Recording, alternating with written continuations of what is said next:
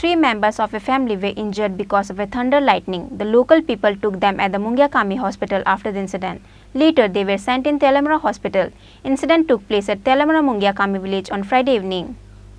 It was raining from Friday evening across the state. Similarly, there was also a thunderstorm. Because of the rain, Buddulakhi Debbarma, her daughter-in-law and grandson from Telamara Mungyakami were staying inside their home on Friday evening. However, thunderstorm occurred in their house at that moment. With that, all of them got severely injured. Later, the local people arrived in their house after they heard them screaming. The local people took them at the Mungyakami hospital after the incident. Later, they were sent in Telamara hospital because they were critically injured.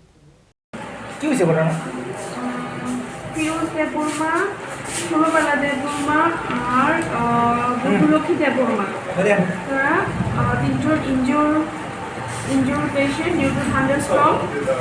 এখানে একদম দেখাতে এসেছিলেন, তেমন কোনো major injury নেই, যে transfer first aid দেওয়া হয়েছে। বাড়ি মুগিয়াকামি, ঠিক আছে। একজনের এজ 13 ইয়ার্স, একজনের 65 ইয়ার আর একজন 36 ইয়ার। তাদের নামগুলো একজন হচ্ছে ফিরোজ দেববর্মা 13 ইয়ার মেল, ষোলবালা দেববর্মা 35 ইয়ার ফিমেল, একজন বুদ্ধলক্ষ্মী দেববর্মা 65 ইয়ার ফিমেল। তিনজনই কি মুঙ্গিয়াকামি থেকে? হ্যাঁ, তিনজন মুঙ্গিয়াকামি থেকে। বর্তমানে তাদেরকে প্রাথমিক চিকিৎসার পর ছেড়ে দেওয়া হয়? হ্যাঁ, প্রাথমিক চিকিৎসার পর ছেড়ে দেওয়া হয়েছে। However, all of them survived fortunately. The local people of their village were terrified by the incident. Reported by Hiranmoy from Telamara, Chini, Khorang.